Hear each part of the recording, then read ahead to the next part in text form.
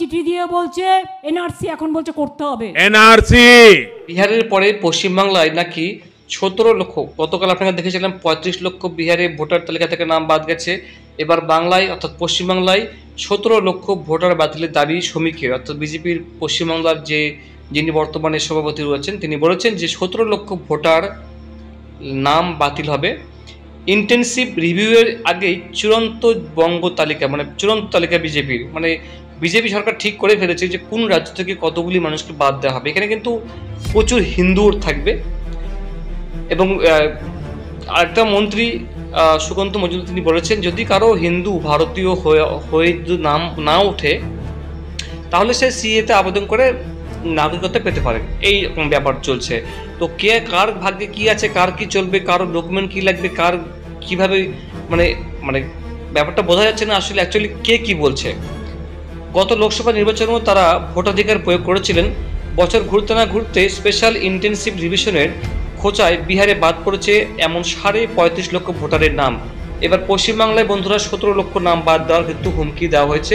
17 লক্ষ পশ্চিমবাংলা থেকে নাম বাদ যাবে, এর মধ্যে আপনি আমি কেউ হতে পারি এবং আমরা সমস্যায় পড়তে পারি আগামী দিনে। তো বিহারে 35 লক্ষ নাম বাদ গেছে, যাদের নাম বাদ যাবে তারা সমস্যায় তো পড়বেনই, আপনাকে চূড়ান্ত হয়রানি হতে হবে। এই হচ্ছে এনআরসি। লালু নীতিশের রাজ্যে বিধানসভা নির্বাচনের আগে ভোটার তালিকা ঝাড়াই বাছাইয়ের কাজ নিয়ে তুমুল বিতর্ক চলছে।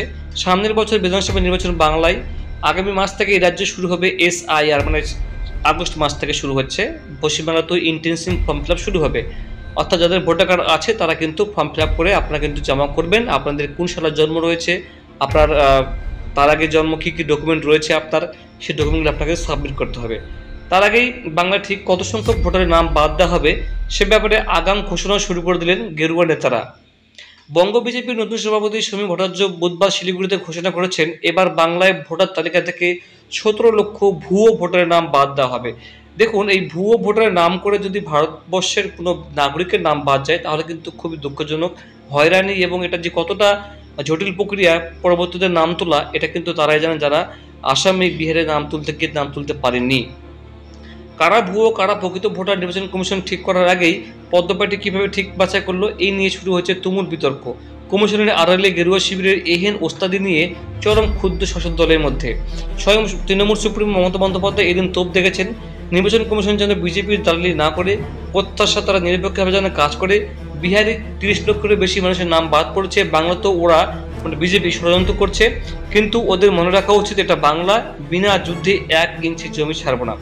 রাজনৈতিক মহলে খবর ভোটার তালিকায় হিটলারি কায়দায় এথনিক ক্লিজিং করায় বিজেপির দীর্ঘদিনী পরিকল্পনা, অর্থাৎ ভোটার কার্ড থেকে নাম ছাঁটাই করা, অর্থাৎ যারা মোদীকে শিবিরকে সমর্থন করছেন না, নানা অজুহাত খাড়া করে ভোটার তালিকা থেকে তারা তাদের নাম বাদ দেওয়া হচ্ছে।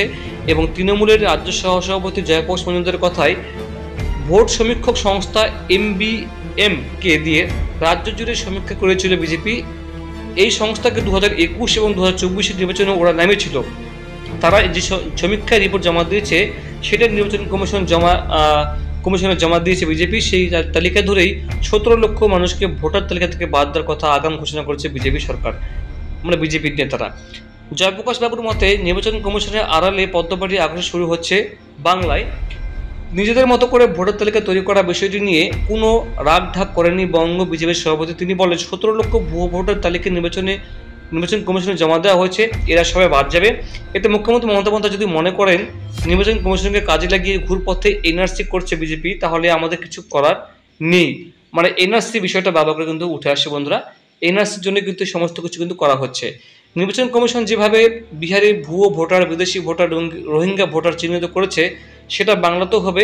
পাহাড় থেকে সমতল সর্বত্র মানুষ এটাই চাইছে। তো বন্ধুরা দেখুন, এখানে কিন্তু যদি কেন্দ্র সরকার এরকম করতে চায় তাহলে কিন্তু পশ্চিমবঙ্গের কোনো হাত নেই, তাহলে কিন্তু আমরা আপনার সমস্যায় পড়তে পারি।